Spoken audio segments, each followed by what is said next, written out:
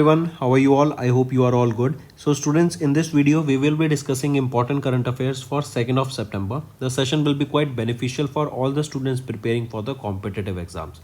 The content provided here is in a very refined way that will help you in enhancing your learning. Welcome to Affairs Cloud. My name is Vikas Rana.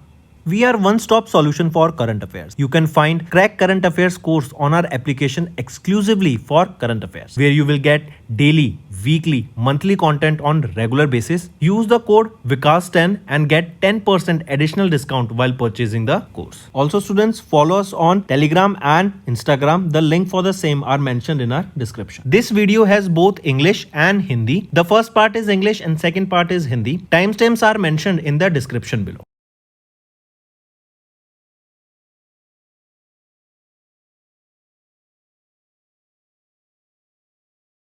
So let's start with national affairs. We are talking about Union Minister Amit Shah, who is our Home Minister. He was on a 2-day visit to Gujarat from 30th of August to 31st of August, right? And during his visit here, he participated in celebration events and the inauguration and the launch of various development projects also.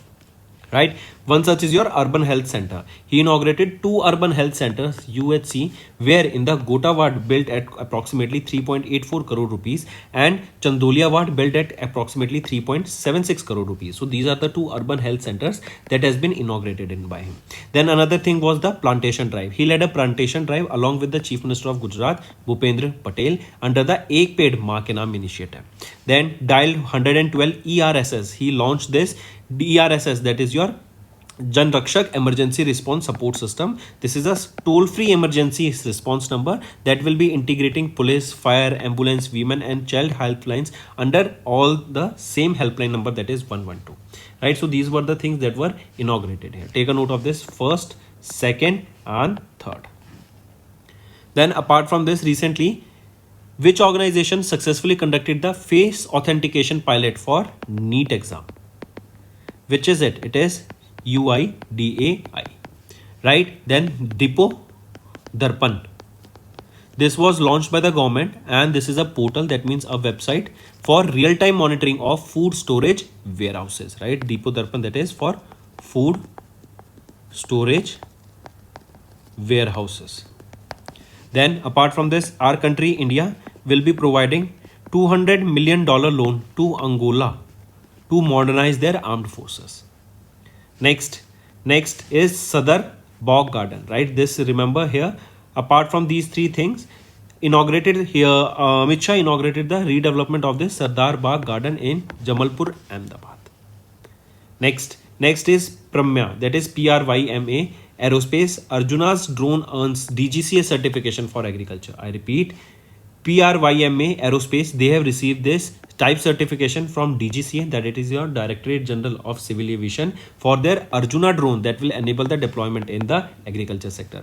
We have been discussing this for a lot of time, students, that in agriculture sector now drones will be used, and these drones will be game changer as they will be used for spraying, right, for monitoring, right, and even a satellite data will be utilized here for better helpline or to provide better services to the agriculture and to the farmers, right? With this, better planning can be done, and this drone, it will be reducing the manual labor to a very large extent. Correct? So here Arjuna drone, they have earned this DGCA certification for agriculture. And here government support of 300 crore rupees MOU with Maharashtra government was signed at the World Economic Forum 2025. Next is Ministry of Tribal Affairs. They have launched Adi Vani, India's first AI-powered translator for the tribal languages. In today's world, when AI is here, language is no barrier, students. Do remember this, right? So now all the governments, what are they planning is that they are going multilingual. They are developing system that will be able to understand the multiple languages and translate in them, right? Because everything is getting digitized and India has a vast variety. So recently, in order to understand the tribal language and translate in that tribal languages, Ministry of Tribal Affairs, they have launched this Adi Vani, India's first AI powered translator. Very important, students. It has been developed in collaboration with IIT Delhi, BITS Pilani, IIIT Hyderabad, IIIT Nava Raipur and TRIs, right? And here the languages such as Santali, Bhili, Mudari, Gondi will be translated. And in the Beta launch, Adivani, it will support these 4 languages in the beta support launch. That means initially, right, in starting this, these languages will be provided as a support here in translation. Moving on, what will be the objective here? To enable real-time translation from these languages between Hindi, English and tribal languages, provide interactive language learning for students and early learners, and digitally preserve the folklore, oral traditions and the cultural heritage, the monuments, the manuscripts of it, right? To preserve them. And these are the languages here. Next, Wavex and IICT Mumbai, they have launched Media Tech Incubator to boost the startups in extended reality sector, right? Or in startups that are focusing on animation, visual effect, gaming, comics, extended reality, right? So those startups will be promoted here. And Wavex, that is the startup program that was initiated by Ministry of Information and Broadcasting. They are in partnership with Indian Institute of Creative Technologies of Mumbai, Maharashtra, and they have announced the launch of this dedicated media tech startup incubator. And here this will be carried out in 2 phases, that is your active phase and the passive phase. In active phase, startup will receive support in areas such as business modeling, product development, branding and fundraising. And in passive phase, this phase includes global showcase through Wave Bazaar, where focus will be on mentorship and investor engagement. Next, one more thing students, here remember this particular media tech incubator, here support of big giants will also be provided, such as from Google, Microsoft and Amazon. Then IIFT, they have got the approval to set up their off campus in Gift City. Gift City is in Gandhinagar, Gujarat, right? Then India, our country, have introduced genome edited rice varieties, right? These are genome edited rice varieties. Which are they? Kamla and Pusa DST rice 1. Then Shakti policy. This Shakti policy was introduced for coal allocation to power sector. Coal allocation to power sector. Next, international affairs students. Prime Minister Narendra Modi's visit to Japan from 29th to 30th of August 2025, and later on after this he visited China, right, for SCO meet. Right here, BRICS leaders were present, and we are seeing a new friendship that is being built between our country India and China. Right, moving on, if we discuss about this, Prime Minister Narendra Modi's 8th visit, this was your 8th visit, or this was his 8th visit to Japan, right? Then here he was there to attend the 15th edition of the India-Japan Annual Summit. Here if we talk about this summit, PM Modi and his Japanese counterpart, they attended this India-Japan Economic Forum held in Tokyo, Japan. And this edition of this here focus was on that how can we enhance human resource exchange, environment, digital technologies, how can we take AI into consideration, how we can talk about cultural cooperation between these two countries, and 13 MOUs were signed during this. Then students, apart from this, tell me India's first geothermal production well. Right, India's first geothermal production well, it is in Arunachal Pradesh. Right, where was it drilled? In Arunachal Pradesh. Then another scheme by the name Jyoti. This was launched by which state? It was launched by Kerala. And Jyoti is basically to enroll the migrant children, in schools and Anganwadis. Next is, and here students, the MOUs that we talked about, they were upon the 5 key areas. These are those 5 key areas. Next, India-Thailand joint military exercise by the name Maitri 2025 began in Umroi, Meghalaya. This is the location where this exercise is being held. What is the name of the exercise? Maitri. And who took part in this? India and Thailand. They took part in this exercise. From India, it is Indian Army, and from Thailand, it is Royal Thai Army. They started their training at the foreign training node in Umroi, Meghalaya. This exercise is from 1 to 14th of September. Correct. And which edition is it? It is the 14th edition of this exercise. Moving on. Next. Okay, one more thing. If I ask you students, Adi Shakti Abhiyan. Adi Shakti Abhiyan. Right. So it was launched by which state? It was launched by Maharashtra. And it is for women empowerment. Adi Shakti Abhiyan. Then apart from this, if I ask you, AI powered gold melting ATM. AI powered gold melting ATM. Right? What is the name of it? It is Gold Sikka. Next is banking and finance. SBI, that is State Bank of India, that is India's largest public sector bank, has signed a line of credit with that is worth 100 million euro with France-based agency France's Day Development, that is AFD, and this was signed at Gift City in Gandhinagar, Gujarat. This strategic partnership aims to further boost India's transition to a low-carbon economy while enhancing their resilience to climate-related risks. Right, and take a note of this, and these are the organization they have signed this LOU to LOC, that is line of credit, which is worth 100 million euro that will boost green financing in India. Right, simple and direct. And this question can also be asked that where was this signed? So it was signed in Gift City, Gandhinagar, Gujarat. Next, apart from this, tell me who has been appointed as the vice chair of Air Staff. Who has been appointed here? Air Marshal N. Tiwari. Who has been appointed as the additional charge of the chairman and managing director of BPCL? Sanjay Khanna. Sanjay Khanna. Next, awards and recognition. Educate Girls became India's first NGO to win Raymond Magsaysay Award in 2025. Right, so direct question, which became the first Indian NGO to win Raymond Magsaysay Award in 2025? It is Educate Girls Globally. Right, this is a non-for-profit organization, that is Educate Girls Globally. Right, famously known by the name Educate Girls, and they are named for their commitment to addressing the cultural stereotyping through the education of girls and young women. This Educate Girls, it was founded in 2007 by Safina Hussain. Safina Hussain, and it was founded where? In Rajasthan. Correct. And their aim was to achieve behavioral, social and economic transformation of all the girls towards India, where all the children, they have equal opportunity of access to quality education. And recently this NGO has won the 67th edition of the Raymond Magsaysay Award. Right, students, take a note of it.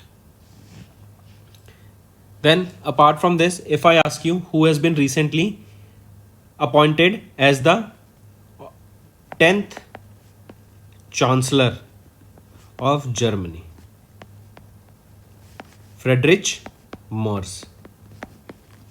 Next is, okay, one more here. The other award is for Raymond Magsaysay Award were Shahina Ali from Maldives for her environmental work and Flavino Antonio from Philippines for his efforts to uplift the poor and the marginalized. Right, so do remember these two awardees also. Next is Mohammed Ahmad Mufta, appointed as the acting Prime Minister of Yemen. As you can see him in the picture here, appointed as the acting Prime Minister of Yemen, that is Mohammed Ahmad Mufta. Right, and this is following the assassination of the Houthi Prime Minister Ahmad al-Rawahi in an Israeli strike. Correct, and Ahmad Mufta was promoted from first Deputy Prime Minister to the acting Prime Minister. Government of India appointed TCA Kalyani as the 29th Chief Controller General of Accounts with immediate effect, and she will be succeeding SS Dubey. She is the 1991 batch IAS officer, and TCA Kalyani, right, she will be succeeding whom? She will be succeeding SS Dubey. Earlier she served as the Principal Chief Controller of Accounts in the Ministry of Home Affairs, and now she is the 29th Controller General of Accounts.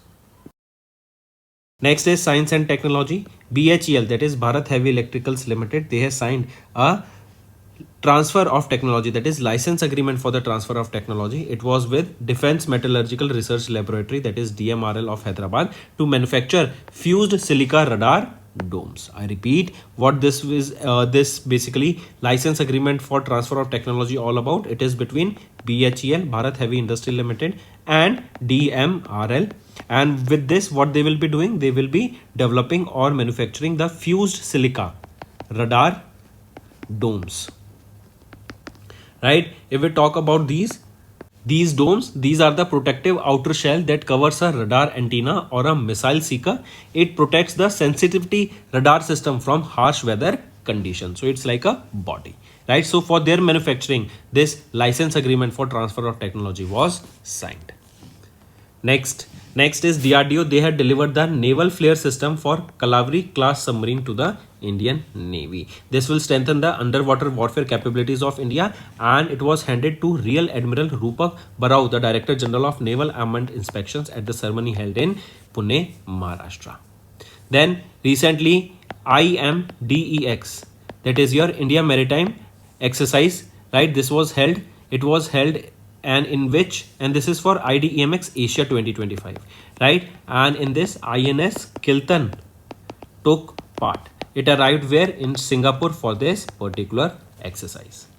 Then apart from this, who won the 19th edition of the Sudhiram Cup? It is China. Your homework is to tell me this Sudhiram Cup is related to which sport? Next, we are talking about sports. India topped the 16th edition of the Asian Shooting Championship with 50 gold medals. Very good news for India students. This shooting championship, that is the Asian Shooting Championship, this was held where? It was held at Kazakhstan. It was held where? At Kazakhstan. This was the 16th edition of this shooting championship, right? And in this, from 27 countries, 740 athletes took part. And from India, we have seen 50 gold medals were won. A total of 99 medals were won, out of which 50 are gold, 26 silver. Let me show you the list only. 50 gold, 26 silver, and 99 total, and 23 bronze, right? And on second was Kazakhstan, third China, fourth Korea, and fifth Iran. Next is India to participate in the Pickleball World Cup 2025 for the first time. We have seen lately that pickleball is one of the sport that is taking craze in the youth today. And for this now, Indian Pickleball Association, the official national sports federation for pickleball under the Ministry of Youth Affairs and Sports, they have announced that India's first ever team will be participating in the Pickleball World Cup 2025. Next, Oscar Piastri has won the Dutch Grand Prix 2025, right? Take a note of this. And if we talk about Oscar Piastri, he drives for McLaren, right? And he won the 35th edition of the Dutch Grand Prix. Who were the runner-up? Max Verstappen, who drives for Red Bull from Netherlands, was on the second position. And Oscar Piastri is from Australia. Eisen Hasler from France of Racing Bulls team secured third position. Next is important day, students. National Nutrition Week observed from 1st to 7th of September. This week is observed to basically raise awareness about nutrition and the importance of healthy diet in our life. The theme that you need to remember here, theme is eat right for a better life. Eat right for a better life, right? This is the theme that you need to remember.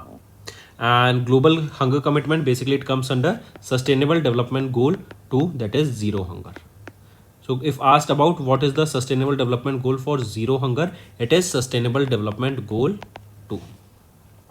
So that's all for the day, students. Now let's move to the revision part that will be quite beneficial for your learning.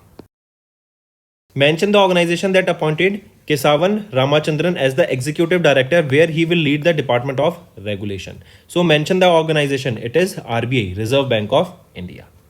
Next, in July, ACC approved the extension of Bhanu Pratap Sharma as the chairman of Financial Services Institution Bureau, that is FSIB. So he will be here for 1 year, right? His extension is for 1 year, and this marks the second consecutive year for the FSIB leadership term. Next, which of the following Indian sports bodies has re-elected Sudarshan Mittal as the president and Upkar Singh Vark as the general secretary in July 2025? So Kho-Kho Federation of India, right, has re-elected Sudarshan Mittal as the president and Upkar Singh Vark as the general secretary in the month of July.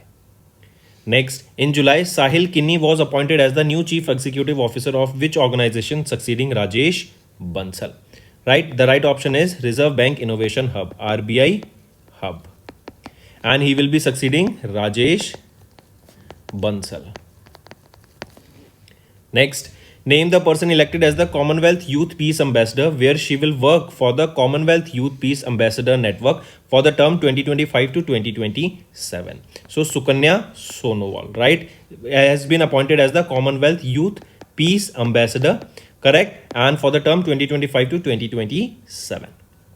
Next, mention the country that appointed Phumtham Wechayachai as the acting prime minister, right? The correct option is Thailand. Next, who is the first women pilot to be inducted in the fighter stream of the naval aviation by the Indian Navy in the July month? So Astha Punia, right, became the first woman pilot to be inducted into the fighter stream of the naval aviation by the Indian Navy in July.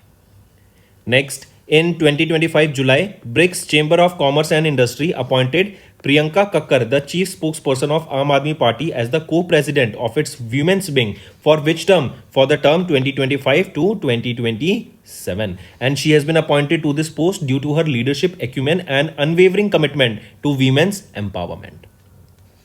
Next, Dr. Jennifer Gerling Simons became the first female president of Suriname, succeeding Chandrika Prasad Chan Santokhi. Right, take a note of this, and she will be sworn on 16th of July 2025. Next, identify the person elected as the Chief Executive Officer of the International Cricket Council in July, succeeding Geoff Aldres. So, Sanjog Gupta has been elected as the CEO of ICC. And one more thing, he became the 7th Chief Executive Officer of ICC. Next, name the person who was appointed as the President and Chief Executive Officer of Bersich Morton Breck, that is BMV. This is not BMW, it is pronounced as BMV Group, right? So, name the person appointed as the President and CEO of the BMV Group in July, India, and he will be succeeding Vikram Pava. Right option is Hardeep Singh Brar. Next, identify the company that appointed Aditya Mangla as the new Chief Executive Officer of its food delivery business, succeeding Rakesh Ranjan in July 2025. Right option is Eternal Limited. Next, who was appointed to the Board of Directors of United Nations or United States India Strategic Partnership Forum in July 2025. So, Kumar Mangalam Birla, KM Birla, appointed to the Board of Directors of United States India Strategic Partnership Forum. Next, which company appointed Priya Nair as their new Chief Executive Officer and Managing Director starting from 1st of August for a 5-year term, succeeding Rohit Java? Right option is Hindustan Unilever Limited. And she became the first woman to lead HUL, Hindustan Unilever Limited. Next, identify the organization that appointed R. Doraiswamy as the new Managing Director and Chief Executive Officer in July. So, identify that organization. It is LIC, Life Insurance Corporation of India.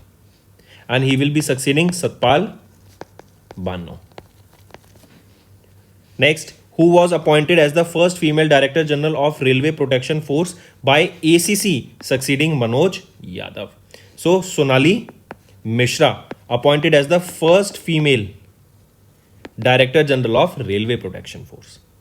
Next, for a period of how many years was Sanjay Kaul appointed as the MD and CEO of Gujarat International Financial Tech City, that is GIFT City in Gandhinagar, Gujarat? So for how many years Sanjay Kaul appointed as the MD and CEO? So for 3 years. Next, mention the bank that appointed Raghavendra Srinivas Bhatt as the interim MD and CEO of bank, succeeding Shri Krishna Hari Hara Sharma. So which is that bank we are talking about? It is Karnataka Bank. Next, in July, the Indian Golf Premier League, India's first city-based franchise global golf league, appointed whom as the co-owner and brand ambassador? So, Yuvraj Singh, the famous cricketer.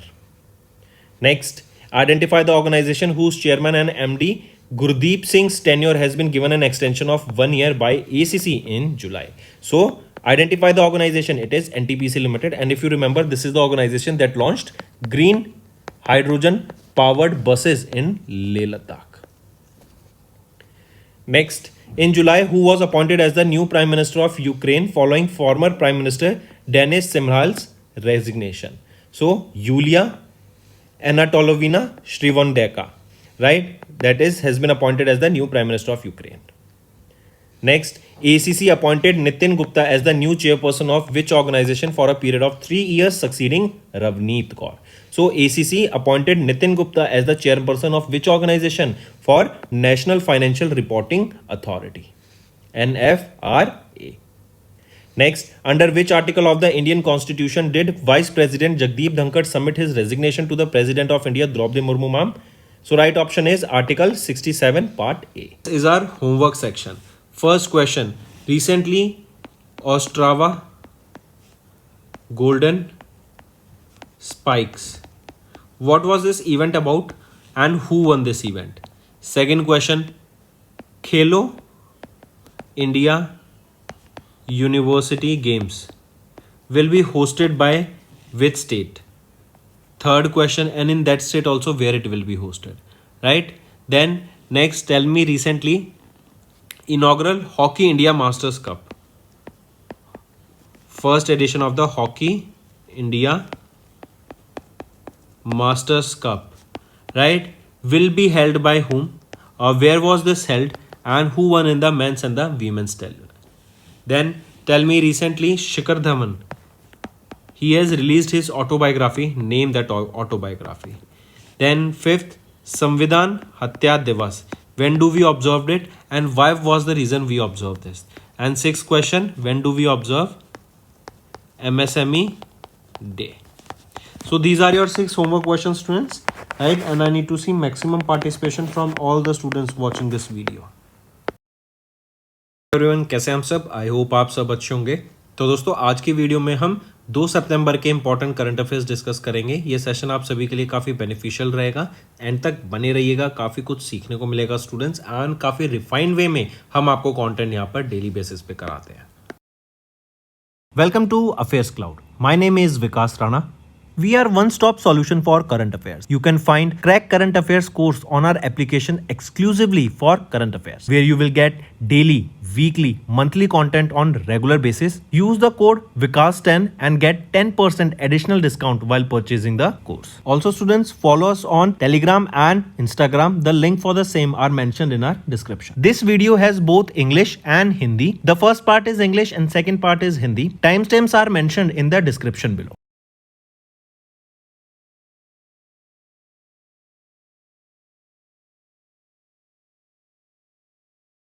Start करते हैं national affairs से student. सबसे पहले हम बात कर रहे हैं हमारे होम मिनिस्टर अमित शाह जी की। इन्होंने 2 दिन की ये विजिट पे थे अभी गुजरात में, from August 30 to 31। Take a note of this. यहाँ पर इन्होंने कुछ प्रोजेक्ट्स इनॉग्रेट किए, जैसे urban health care centre. 2 urban health care centres यहाँ पे इनॉग्रेट किए गए। एक गोटा वार्ड में जो कि 3.84 करोड़ की लागत से बना है, एंड दूसरा चंदोलिया वार्ड में जो कि 3.76 करोड़ की लागत से बना है, अहमदाबाद गुजरात में। देन इसी के अलावा ये तो थी पहली चीज। दूसरी चीज है प्लांटेशन ड्राइव, राइट। इन्होंने प्लांटेशन ड्राइव रखी यहाँ पर chief minister of Gujarat Bhupendra Patel के साथ मिलकर, अंडर एक पेड़ माँ के नाम इनिशिएटिव।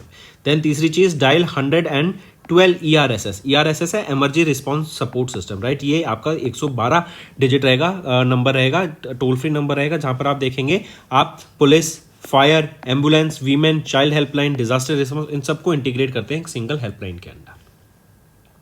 चलिए, फिर इसी के साथ साथ याद रखेंगे अमित शाह जी के द्वारा 25वीं सेंट्रल जोनल काउंसिल मीटिंग को भी इनॉग्रेट चेयर किया गया। कहां पर? वाराणसी में। इनके द्वारा चेयर किया गया इसको, राइट। देन बिहार को अपना पहला न्यूक्लियर पावर प्लांट मिल गया है, Bihar first nuclear power plant, right. Then इसी के अलावा प्राइम मिनिस्टर नरेंद्र मोदी ने चेयर किया 48th प्रगति मीटिंग 48th एडिशन की।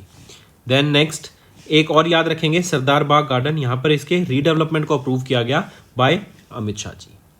देन इसी के अलावा बिहार की हम बात कर रहे थे, तो बिहार को, राइट, ये वो पहली स्टेट बन गई जिन्होंने अडॉप्ट किया ई वोटिंग सिस्टम को।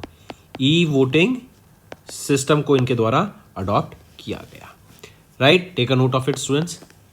फिर आ जाते हैं प्राइमा एरोस्पेस। इन्होंने रिसीव किया टाइप सर्टिफिकेशन फ्रॉम DGCA इनके अर्जुना ड्रोन के लिए, जो कि एनेबल करता है डिप्लॉयमेंट इन एग्रीकल्चर। अब देखो, एग्रीकल्चर सेक्टर में स्टूडेंट्स ड्रोन यूज होंगे बहुत सारी चीज़ों के लिए, राइट, जैसे स्प्रे करने के लिए, करेक्ट, किसी कटिंग करने के लिए, हार्वेस्टिंग के लिए, राइट, मॉनिटरिंग के लिए। तो इन सब चीज़ों के लिए ड्रोन यहाँ पर यूज़ होते हुए देखेंगे एग्रीकल्चर सेक्टर में, जो कि एक बहुत ही अच्छी चीज़ है। हम टेक्नोलॉजी को अडॉप्ट कर रहे हैं, एंड इससे जो मैनुअल लेबर है वो बहुत कम होता हुआ हमें दिखेगा, राइट। तो पायरा एरोस्पेस, इनको टाइप सर्टिफिकेशन से सम्मानित किया गया, किसके द्वारा? Directorate general of civil aviation के द्वारा। किस लिए? अर्जुना ड्रोन के लिए, ताकि एग्रीकल्चर सेक्टर में ये एक गेम चेंज ला सके। इवन स्टूडेंट्स हम देखेंगे सैटेलाइट का भी यहाँ पे यूज बढ़ता हुआ दिखेगा। सैटेलाइट मॉनिटर करेगी इन्वायरमेंट को, जो कि फर्दर डाटा फेड किया जाएगा एनालिसिस के बाद टू द फार्मर्स, ताकि वो मीनिंगफुल आउटपुट यहां पे निकाल सके।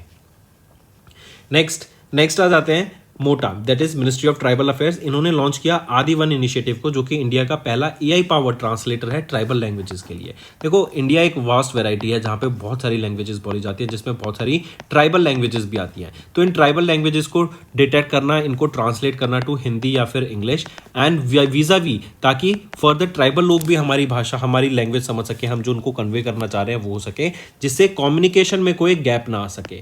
मेन एम ये है कि कम्युनिकेशन बन सके। एंड आज के टाइम पे जब एआई आ गया है तो एआई से ट्रांसलेशन बहुत ही ईजी हो गया है, मल्टीलिंगुअल होना बहुत ही ईजी हो गया है। इवन सरकारें, right, central government, even state governments भी यहाँ पर इनिशिएटिव ला रही हैं ताकि जो पूरी पार्लियामेंट हियरिंग है हम उसको मल्टीलिंगुअल बना सके, ताकि कोई भी अगर लोग किसी भी स्टेट से हैं, राइट, अगर वो वहाँ पे मीटिंग में प्रेजेंट है तो उनको एक लैंग्वेज बैरियर नहीं होना चाहिए अपनी बात रखने के लिए। Right students, take a note of this. And इस इनिशिएटिव को, आदि वाणी को बनाया किसके द्वारा गया है? IIT Delhi, BITS Pilani, IIIT Hyderabad, IIIT Nava Raipur and TRIs के द्वारा मिलकर इसको बनाया गया। ये मार्क करेंगे, इंपॉर्टेंट है। फिर यहाँ पे संथली, भीली, मुंदारी एंड गोंडी, ये वो लैंग्वेजेस हैं जिसके बेसिस पे पायलट प्रोजेक्ट यहाँ पे रन किया जाएगा एंड इनका ट्रांसलेशन इनिशियल फेजेस में हमें देखने को मिलेगा।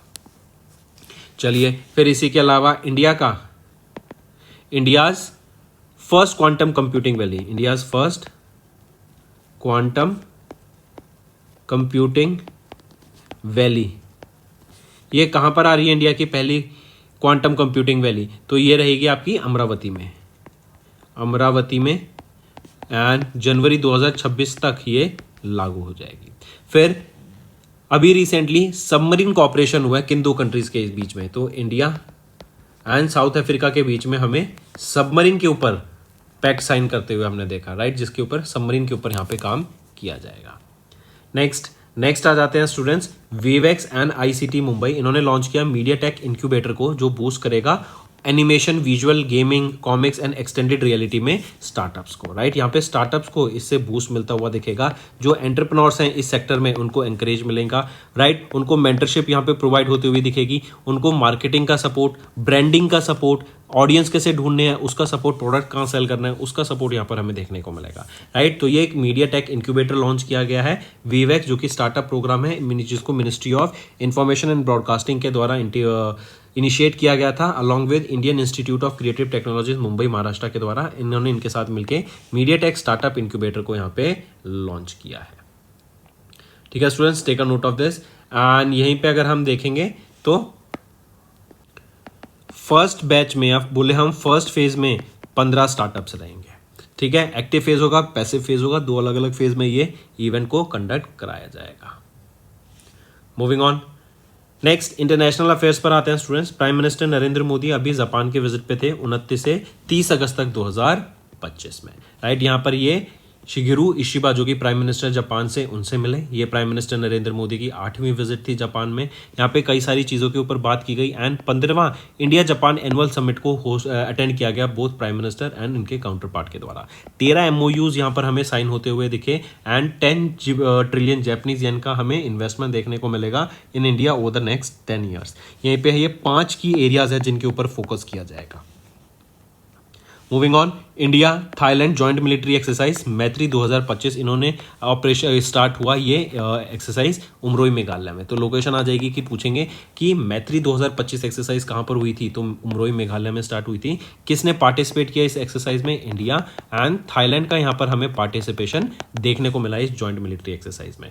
फिर इसके बाद क्वेश्चन आएगा कि इंडिया और थाईलैंड से किन फोर्सेस ने पार्टिसिपेट किया, तो इंडिया से इंडियन आर्मी एंड थाईलैंड से रॉयल थाई आर्मी का पार्टिसिपेशन देखने को मिला। 1 से लेके 14 सितंबर तक ये एक्सरसाइज कंडक्ट कराई जाएगी। ये 14th एडिशन है इस एक्सरसाइज का। पहला एडिशन 2006 में ये कंडक्ट हुआ था, राइट। फिर इसी के अलावा याद रखेंगे नेटो के लीडर्स ने डिसाइड किया कि वो 5% डिफेंडिंग टारगेट अचीव करेंगे 2035 तक।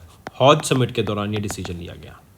देन नेक्स्ट आ जाते हैं स्टूडेंट्स बैंकिंग एंड फाइनेंस पे। स्टेट बैंक ऑफ इंडिया, जो कि इंडिया का लार्जेस्ट पब्लिक सेक्टर बैंक है, इन्होंने एक लाइन ऑफ क्रेडिट साइन किया भी 100 मिलियन यूरो का फ्रांस बेस्ड AFD के साथ गिफ्ट सिटी गांधीनगर गुजरात में ये अग्रीमेंट साइन किया गया, ये लाइन ऑफ क्रेडिट साइन किया गया 100 मिलियन यूरो का। ये किस लिए साइन किया गया है, इससे होगा क्या, ये बेसिकली अमाउंट जो रहेगा हमारा लो कार्बन इकोनॉमी को ट्रांजिशन करने में, ताकि हम बेटर फ्यूल यूज कर सके, हमारा इन्वायरमेंट क्लीन हो सके, हम जो हमारी इंडस्ट्रीज हैं वो लो कार्बन की तरफ शिफ्ट होती है, जो कि लो कार्बन फ्यूल, और जो इवन जो पॉल्यूशन रिलीज होता है बाय प्रोडक्ट्स वो भी कम से कम हम कार्बन मार्केट में रिलीज करें, हम इन्वायरमेंट में रिलीज करें, राइट। एंड यहीं पे हम देखेंगे इस कोलैबोरेशन से जो SBI का गोल है of achieving a green portfolio accounting to 7.5% to 10% of the domestic gross ordinance by 2030, वो इसका पार्ट होता हुआ दिखेगा, राइट। क्योंकि ये हर आजकल हम देख रहे हैं इंडिया में most of the organisations, right, वो क्लीन इकोनॉमी की तरफ जाना चाहती हैं, हम क्लीन एनर्जी को प्रमोट करना चाहते हैं, राइट, हर सेक्टर में।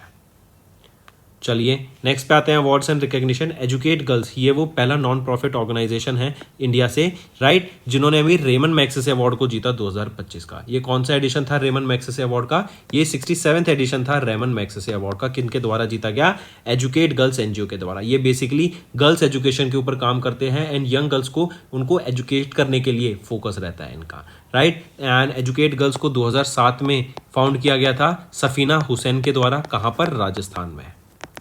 फिर इनके अलावा कुछ और विनर्स देखें तो यहाँ पे साहिना अली फ्रॉम मालदीव्स, इनको इनके इन्वायरमेंटल वर्क के लिए सम्मानित किया गया रेमन मैग्सेसे। एंड फ्लाविनो एंटोनियो, ये फिलीपीन से हैं, इनको पुअर एंड मार्जिनलाइज्ड जो लोग हैं उनके अपलिफ्टमेंट के लिए जो उन्होंने काम किया उसके लिए यहाँ पे सम्मानित करा गया। नेक्स्ट आ जाते हैं स्टूडेंट्स, नेक्स्ट है मोहम्मद अहमद मुफ्ता, राइट, इनको अपॉइंट किया गया acting prime minister of Yemen, क्योंकि अभी जो करंट प्राइम मिनिस्टर थे येमेन की, राइट, उनका निधन हो गया, उनकी डेथ हो गई थी, राइट, जो थे अहमद अल रवाही, इजरायली एयर स्ट्राइक में उनका डेथ हो गई। एंड फिर मोहम्मद अहमद मुफ्ता, अब इनको एक्टिंग प्राइम मिनिस्टर बनाया गया है येमेन का, राइट स्टूडेंट। नेक्स्ट आ जाते हैं फिर गवर्नमेंट ऑफ इंडिया ने अपॉइंट किया TCA कल्याणी को as the 29th CGA with immediate effect starting from 1 सितंबर, राइट। तो ये क्या अपॉइंट किए गए हैं, कंट्रोलर जनरल ऑफ अकाउंट, ये 29वें controller general of account appoint किए गए हैं। ये किनको सक्सीड करेंगे, ये सक्सीड करेंगे SS दुबे को, राइट। ये किनको सक्सीड करेंगी, sorry I correct my self students, हम बात कर रहे हैं TCA कल्याणी जी की। ये 29वीं की controller general of accounts appoint की गई हैं, 1 सितंबर से इनका टर्म स्टार्ट हो जाएगा। ये किनको सक्सीड करेंगी, SS दुबे को सक्सीड करेंगी। ये 1991 बैच ICAS जो कि है Indian civil account service officer है, राइट, एंड ये SS दुबे को यहाँ सक्सीड करेंगे, सो मार्क करेंगे। इसके बाद आ जाते हैं साइंस एंड टेक पर। भारत हैवी इलेक्ट्रिकल्स लिमिटेड, इन्होंने एक LATOT जो कि है licence agreement transfer of technology sign किया TMRL हैदराबाद के साथ, जो कि है defence metallurgical research laboratory Hyderabad Telangana के साथ, ताकि मैन्युफैक्चर किया जा सके फ्यूज्ड सिलिका रडार डोम्स को। ये बेसिकली जो रडार्स होते हैं उनकी आउटर कवरिंग होती है, उनकी एक ऐसे कह सकते हैं ऊपर लेयर होती है जो कि इनको प्रोटेक्ट करती है वेरियस मिसाइल से, राइट, अदर इनबाउंड बॉडीज से, राइट, इन सिग्नल जैमिंग से एंड मैनी अदर थिंग्स। काफ़ी स्ट्रांग होती है ये, तो इसके मैन्युफैक्चरिंग के लिए यहाँ पे BHEL ने ये licensing agreement transfer of technology sign किया defence metallurgical research laboratory of Hyderabad Telangana के साथ। नेक्स्ट आ जाते हैं DRDO ने डिलीवर किया naval flare system for Kalvari class submarines to Indian navy. I repeat, single star naval flare system developed for the Kalvari class submarine of the Indian navy. ये strengthen करता है अंडर वाटर वॉरफेयर कैपेबिलिटीज को India को, and इसको hand over किया गया to rear admiral Rupak Barua, जो director general है नेवल आर्मेंट के, at the ceremony held in Pune Maharashtra.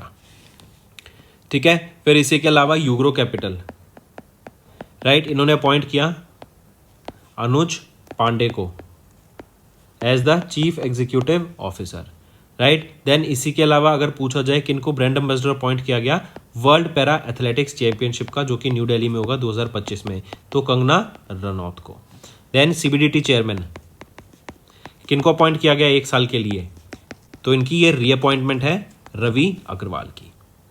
Next sports की बात करें तो इंडिया ने टॉप किया 16th एशियन शूटिंग चैंपियनशिप में, 50 मेडल्स यहाँ पे गोल्ड इंडिया के द्वारा जीते गए। इंडिया मेडल टैली में टॉप पे रहा विद 99 मेडल, सेकंड पे सिल्वर मींस इंडिया ने सिल्वर 26, ब्रॉन्ज 23, देन सेकंड पे Kazakhstan, then China, then Korea and then Iran. इसके बाद आ जाते हैं इंडिया पार्टिसिपेट करेगा in pickleball world cup 2025 for the first time. Pickleball कुछ पिछले 1-2 साल से कोविड के बाद से हम देख रहे हैं बहुत ज़्यादा एक लाइमलाइट में आ गया है पिकल बॉल इवेंट, एंड इसकी एक जागरूकता देखते हुए एंड इसका करेज देखते हुए इंडिया अब पहली बार पार्टिसिपेट करेगा पिकल बॉल वर्ल्ड कप में। Take a note of it. Then आ जाते हैं ऑस्कर पिएस्ट्री, इन्होंने डच ग्रैंड प्रिक्स को भी जीत लिया है। सेकंड पोजीशन पे रहे मैक्स वर्स्टेपन, थर्ड पे आइजैक हासडर। ऑस्कर पिएस्ट्री ऑस्ट्रेलिया से हैं, मैक्लेरन के लिए ड्राइव करते हैं। मैक्स वर्स्टेपन नेदरलैंड से हैं, रेडबुल के लिए ड्राइव करते हैं। आइजैक ये फ्रांस के हैं, ये रेसिंग बुल्स के लिए ड्राइव करते हैं। फिर इंपॉर्टेंट डेज पर आते हैं स्टूडेंट्स। नेशनल न्यूट्रिशन वीक 1 से 7 सितंबर तक ऑब्जर्व किया जाता है। ये वीक ऑब्जर्व किया जाता है बेसिकली न्यूट्रिशन के बारे में अवेयरनेस क्रिएट कराने के लिए। Eat right for a better life, ये यहाँ पे इसकी थीम रहेगी। एंड एक याद रखेंगे सस्टेनेबल डेवलपमेंट 2, ये गोल जो होता है सस्टेनेबल डेवलपमेंट गोल 2, ये आपका जीरो हंगर को सिग्निफाई करता है, राइट। तो दोस्तों ये थे हमारे आज के इंपॉर्टेंट करंट अफेयर्स। अब आ जाते हैं रिविजन पार्ट पर, जिससे आपकी लर्निंग और स्ट्रांग होगी। एंड फिर उसके बाद होमवर्क सेक्शन पे चलेंगे। Comprehensive modular survey telecom 2025 that is CMST, ये रिलीज किया गया by national statistics office under the ministry of statistics and programme implementation के द्वारा। पूछा जा रहा है what percentage of rural women that are age 15 साल से ऊपर do not own a mobile phone, मतलब 15 साल से ऊपर कितनी ऐसी वीमेन है इन परसेंटेज टर्म्स जिनके पास मोबाइल फ़ोन नहीं है। तो यह है 51.6%।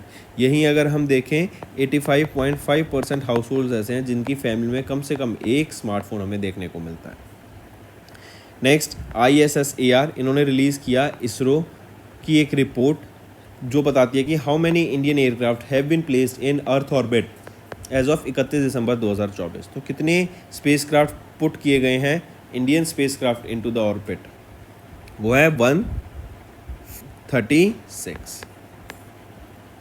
नेक्स्ट, किस ऑर्गेनाइजेशन ने रिलीज़ की एक रिपोर्ट जो है India's AI revolution a road map to Viksit Bharat, जो एस्टिमेट करता है that India will require 1 million skilled AI professionals by 2026। तो ये है MEITY, ministry of electronics information and technology, जो बताती हैं कि 1 मिलियन जो कि है 10 लाख हमें AI प्रोफेशनल चाहिएंगे 2026 तक। Next, global education monitoring report for 2024-25 that is leadership in education lead for learning, इसको पब्लिश किया गया यूनेस्को के द्वारा जून के महीने में, जो बताता है that for every 100 girls how many boys attain minimum proficiency level.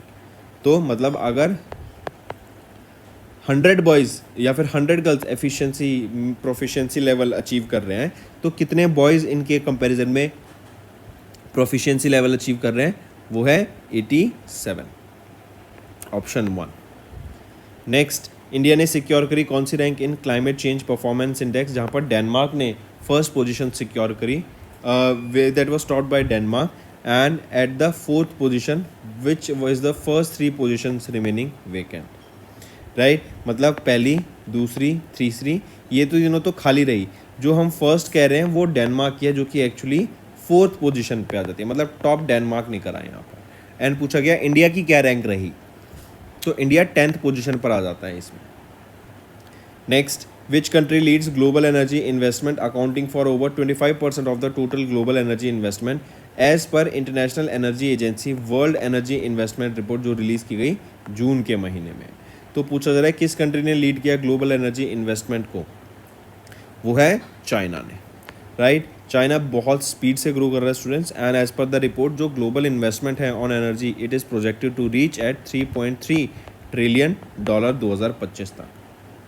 Next, mention the name of the city that is not ranked among the top 5 cities according to their data centre capacity under construction, मतलब वो data centre capacities under construction है, right, as of and 2024 as per the report जो release की गई है किसके द्वारा, कशमन and Weikfield के द्वारा।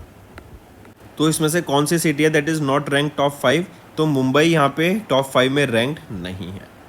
नेक्स्ट, किस ऑर्गेनाइजेशन ने अभी state of the world population report को रिलीज़ किया गया, जिसका टाइटल है the real fertility crisis the pursuit of reproductive agency in a changing world, जो हाईलाइट करती है बैरियर्स को preventing people including in India from achieving their reproductive aspiration.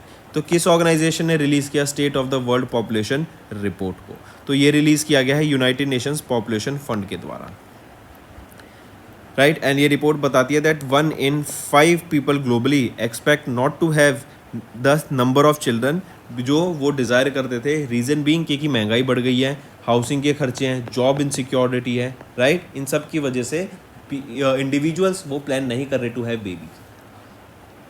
Next आ जाते हैं वर्ल्ड बैंक की बाई एनुअल रिपोर्ट, जिसका title है global economic prospectus for June 2025। What is the GDP growth rate projected for FY 2026। तो कितनी projected है? 6.3% की। फिर आ जाते हैं what is India's rank in the 19th edition of the global gender gap report 2025 जो कि रिलीज की गई है वर्ल्ड इकोनॉमिक फोरम के द्वारा। तो 131st पोजीशन पे आ जाता है इंडिया। आइसलैंड ने यहाँ पे टॉप पोजीशन सिक्योर करी फॉर द 16th टाइम, मतलब 16वीं बार आइसलैंड ने फर्स्ट पोजीशन सिक्योर करी है। नेक्स्ट आ जाते हैं as per ILO international labour organisation database on international labour statistics जो रिलीज़ किया गया इंटरनेशनल लेबर ऑर्गेनाइजेशन के द्वारा जून के महीने में। What is India social security coverage 2025 का? तो 64.3% का सोशल सिक्योरिटी कवरेज हमें देखने को मिलता है। नेक्स्ट, इन जून नेटो इन्होंने लॉन्च किया 53rd edition of the maritime focused exercise जो कि है BALTOPS, that is Baltic operation 2025 की। कहाँ पर ये एक्सरसाइज लॉन्च की? लेटविया में, right, in the Baltic Sea region. Next, as per the data released by the Tea Board of India under the Ministry of Commerce and Industry, what does the total tea export from India during the calendar year 24? तो कितना total T export हमें देखने को मिला था? वो था 254.67 million kilograms. Next, according to UN women's fact sheet titled women in politics, कितनी परसेंटेज ऑफ वीमेन इंडिया की पॉलिटिक्स को भी रिप्रेजेंट करती है या इंडियन यूनियन कैबिनेट को रिप्रेजेंट करती है? वो है 9.7% का, एंड ये सेकेंड लोएस्ट प्रोपोर्शन है since 2011। Next, as per the report year book for 2025 armaments, disarmaments and international security जो कि रिलीज की गई सिप्री के द्वारा, what is the number of India's nuclear arsenal warheads as of January 2025? तो जनवरी के महीने में इंडिया का जो न्यूक्लियर वॉरहेड्स है इंडिया के पास कितने हैं? तो 180 वॉरहेड्स हैं हमारे पास।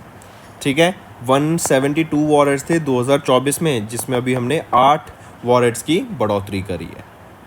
Next, as per EIU economist intelligence unit, इनके द्वारा ग्लोबल लिवेबिलिटी इंडेक्स को रिलीज़ किया गया। इसमें बताया जा रहा है कि कौन सी सिटीज़ इसमें से नहीं है टॉप 5 में most liveable cities in the world की लिस्ट में।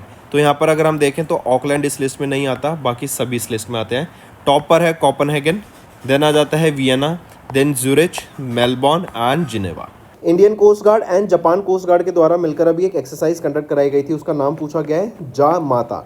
लोकेशन क्या रहेगी, कहाँ पर हुई थी? चेन्नई तमिलनाडु में ये एक्सरसाइज कंडक्ट कराई गई, एंड जा माता एक्सरसाइज है जो कि Indian coast guard and Japan coast guard के द्वारा कंडक्ट कराई गई। फिर आ जाते हैं उस ब्रिज का नाम बताओ जो कि इनॉग्रेट किया गया union minister for road transport and highways Nitin Gadkari ji के द्वारा जुलाई के महीने में over Sharavathi river in Shivamogga district of Karnataka, which is India second longest cable styled bridge.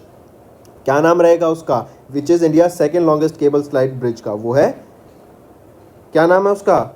सिगंदूर bridge. ये second longest cable stayed bridge है। इसको 472 करोड़ की लागत से बनाया गया था। Next, in which state India का पहला वाटर टेक्नोलॉजी पार्क जिसका नाम रहेगा एक्वा टेक पार्क, इसको इनॉग्रेट किया गया जुलाई के महीने में ताकि फिश प्रोडक्शन को बढ़ावा दिया जा सके एंड एक्वाकल्चर को बढ़ावा दिया जा सके। टू इन किस स्टेट में? असम की स्टेट में। तो इंडिया का पहला वाटर टेक्नोलॉजी पार्क जिसका नाम है एक्वा टेक पार्क, ये असम में आया है।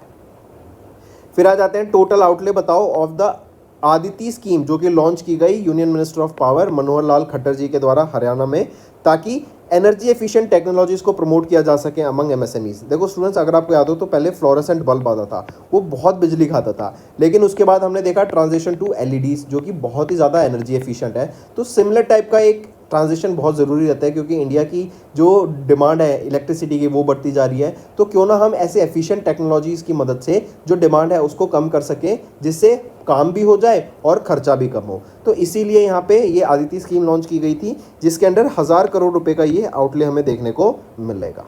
एंड 3 साल के लिए ये स्कीम रहेगी स्टूडेंट्स, FY25 से लेके FY28 तक। फिर आ जाते हैं Sarbananda Sonowal, union minister of port shipping and waterways. इन्होंने इनॉग्रेट किया second edition of BIMSTEC ports conclave. कहाँ पर हुआ था ये हुआ विशाखापट्टनम आंध्र प्रदेश में हमें देखने को मिली BIMSTEC port conclave, second edition of BIMSTEC port conclave.